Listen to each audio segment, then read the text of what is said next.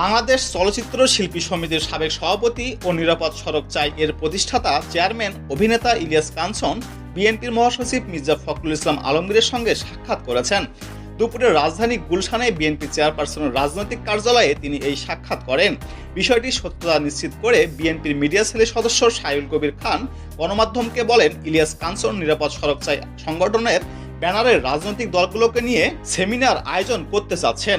সে বিষয় নিয়ে মহাসচিব মির্জা ফখরুল ইসলাম আলমগীরের সঙ্গে আলোচনা করেছেন। এ সময় তিনি মির্জা ফখরুলের কাছে ম্যাগাজিন তুলে দেন।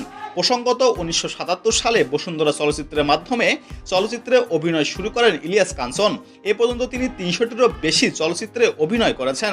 তার অভিনীত বেদের মেয়ে জ্যোৎস্না সিনেমাটি অদ্যাবধি বাংলাদেশের সর্বাধিক ব্যবসা সফল ও জনপ্রিয় চলচ্চিত্র হিসাবে স্বীকৃত।